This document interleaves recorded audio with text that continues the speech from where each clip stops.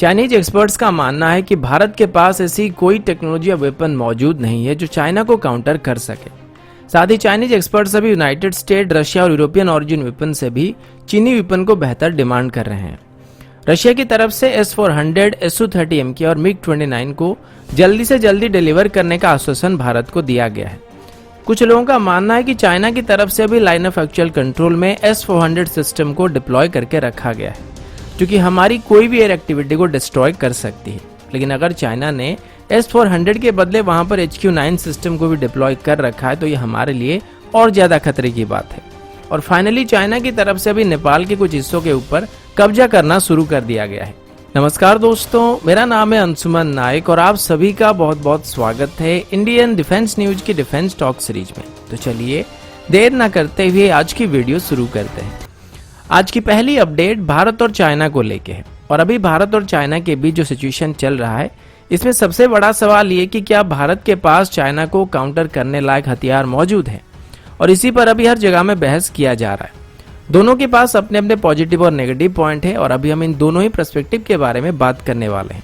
सबसे पहले चाइना से शुरू करते हैं। चाइनीज एक्सपर्ट्स का मानना है कि भारत के पास जो भी हथियार मौजूद हैं, ये चीनी हथियारों के सामने कुछ नहीं है और उनका मुकाबला ये नहीं कर सकते हैं। सिर्फ भारत ही नहीं बल्कि चाइनीज एक्सपर्ट्स का यह भी मानना है कि Indian, Russian, United state origin या फिर यूरोपियन ऑरिजिन कोई भी वेपन अभी चाइनीज वेपन्स की बराबरी नहीं कर सकता है। और ये बात ग्लोबल टाइम की तरफ से भी पब्लिश किया गया है। और उनका मानना है कि चाइनीज ऑरिजिन वेपन्स और equipment Russian origin, European origin या फिर यूएस ऑरिजिन वेपन से भी बेहतर है, जिनको अभी भारत इंपोर्ट कर रहा है। और लद्दाख में भारत की तरफ से जिन M777, चिनॉक और अपाची हेलीकॉप्टर का इस्तेमाल किया जाता है, उसके मुकाबले चाइना की PCL-181, PLZ-500 जेट-10 हेलीकॉप्टर बेहतर है। वहीं पर T-90 टैंक से चाइना की T-99 टैंक काफी बेहतर है। और भारत के मुकाबले चाइना के पास बेहतर फायर पावर, मोबिलिटी और टैक्टिक्स मौजूद है।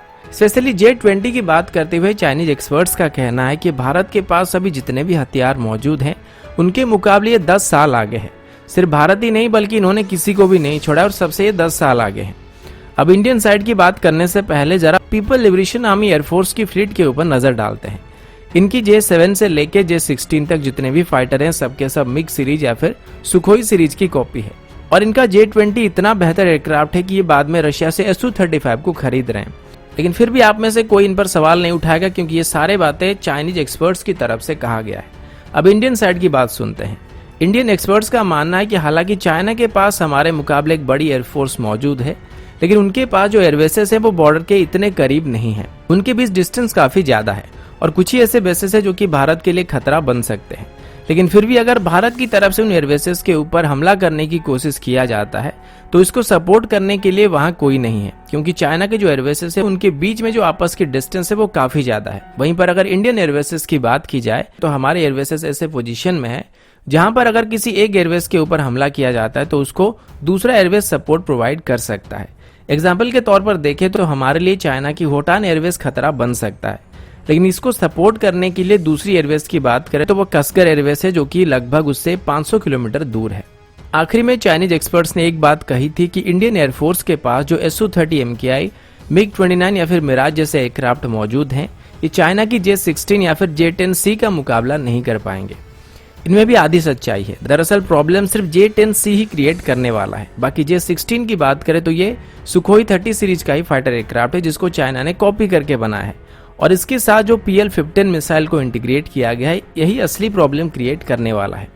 और अगर सुखोई में PL-15 को काउंटर करने लायक कोई मिसाइल को ऐड कर दिया जाता है तो ये J-16 को आराम से काउंटर कर सकता है। लेकिन फिर भी J-10C यहाँ पर अपनी लोअर आर्सिस की वजह से एक थ्रेट बनने वाला है। अगला अपडेट भारत और रशिया को लेके है। आप सबको ये बात अच्छी तरीके से पता है कि हमारे डिफेंस मिनिस्टर राजनाथ सिंह जी अभी रशिया के दौरे पर गए हुए हैं और इसी बीच रशिया के साथ काफी सारे आर्म डील को लेके बातचीत होने वाली है। अभी इसी को लेके एक और अपडेट सामने आई है, जहां पर डिफेंस मिनिस्टर राजनाथ सिंह जी अभी S-400 सिस्टम को भारत को जल्दी से जल्दी सप्लाई करने के लिए रशिया को रिक्वेस्ट कर रहे थे। और रशिया की तरफ से भी इमरजेंसी बेसिस पर भारत को स्पेयर पार्ट और वेपन्स के मामले में हर तरह की मदद करने की बात यहाँ पर की गई है।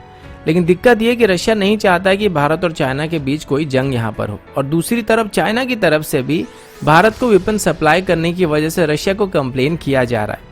चाइना की तरफ से अभी बॉर्डर में S-300 और अपनी HQ-9 जैसे एयर डिफेंस सिस्टम को डिप्लॉय करने की बात सामने आई है और भारत के मुकाबले अभी चाइना के एयर डिफेंस सिस्टम काफी मजबूत पोजीशन में है और वो अभी नहीं चाहते कि अभी बैलेंस पोजीशन में आए।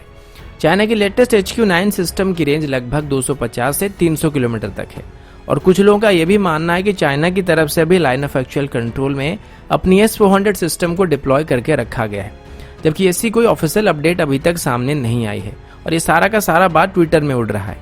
एक और बात भी जान रखिए कि चाइना के पास जो S-400 सिस्टम है उनकी रेंज 250 किलोमीटर तक है, जबकि उनकी लेटेस्ट HQ-9 सिस्टम की रेंज 300 किलोमीटर तक है। तो ऐसे में वो S-400 सिस्टम को बॉर्डर में डिप्लॉय क्यों करेंगे? उन्होंने सिर्फ S-400 सिस्टम को लिमिटेड नंबर में ही खरीदा था ताकि वो इसकी कॉपी बना सके और दूसरी तरफ जापान भी अभी मिसाइल को डिप्लॉय कर चुकी है, तो ऐसे में बीजिंग को ज्यादा खतरा उस तरफ है। लेकिन हमारे लिए फिर भी ये मायने नहीं रखता है कि चाइना ने लाइन ऑफ एक्चुअल कंट्रोल में S-400 सिस्टम को डिप्लॉय किया है या फिर HQ-9 सिस्टम को या फिर S-300 सिस्टम को, क्योंकि इन सभी मिसाइल की रेंज लगभग 200 किलोमीटर से ज्यादा है, जो कि हमारी एयर डिफेंस सिस्टम से काफी बेहतर है। और जब तक हमको S-400 सिस्टम नहीं मिलता है तब तक हम इसको बैलेंस नहीं कर पाएंगे और इसी वजह से अभी रशिया को S-400 सिस्टम को जल्दी से जल्दी डिलीवर करने के लिए कहा जा रहा है, लेकिन ये कब तक आएंगे ये अभी तक क्लियर नहीं हो पाया है। अगला अपडेट इंडियन आर्मी की तरफ से है।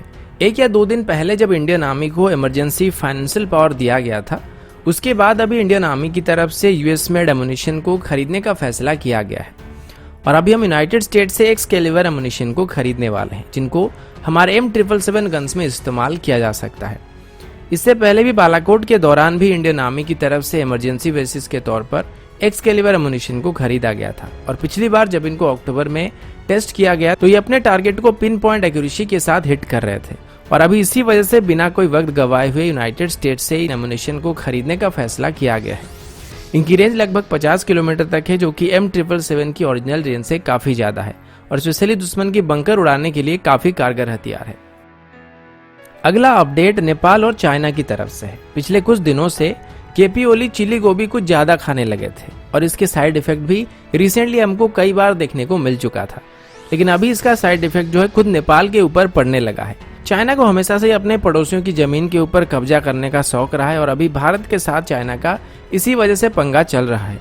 लेकिन तिब्बत में चाइना की तरफ से अभी कुछ ऐसे कंस्ट्रक्शन एक्टिविटी किया गया था जो कि नदियों की डायरेक्शन को बदल रही है और हो ना हो ये चाइना की तरफ से जानबूझकर किया गया था, क्योंकि नदी कोई गाड़ी नहीं है जिसका स्टीयरिंग घुमा दिया जाए तो ये मुड़ जाएगी। ये ट्रेन जैसी है जिसकी दिशा बदलने के लिए सबसे पहले पटरी तैयार करना पड़ता है और चाइना ने भी वही किया है। नेपाल के एग्रीकल्चर डिपार्टमेंट की तरफ से भी एक रिपोर्ट को पब्लिश किया गया है जिसके मुताबिक नेपाल के कई इलाके के ऊपर अभी चाइना कब्जा कर रहा है। कल भी इसी को लेकर कुछ अपडेट सामने आया था कि नेपाल के नॉर्थ साइड में कुछ पंगे चल रहे थे जहां पर नेपाल के लोगों को चाइनीज आर्मी भगा रही थी और चाइना वहां पर अभी सिर्फ एक ही नहीं बल्कि 11 नदियों की डायरेक्शन को बदलने के लिए आर्टिफिशियल टेक्नोलॉजी का इस्तेमाल कर रहा है और इसमें नेपाल के लैंड जा रहे हैं और नेपाल अभी तक 36 हेक्टेयर गंवा चुका है और अगर अभी इसको रोका नहीं गया तो आगे नेपाल और भी जमीन खो सकता है। और लैंड जाने से वैसे कोई बात नहीं है, लेकिन पानी की वजह से जो लैंड धो जाता है उसके बाद उस इलाके के ऊपर आके चाइना वाले अपना कब्जा कर रहे हैं।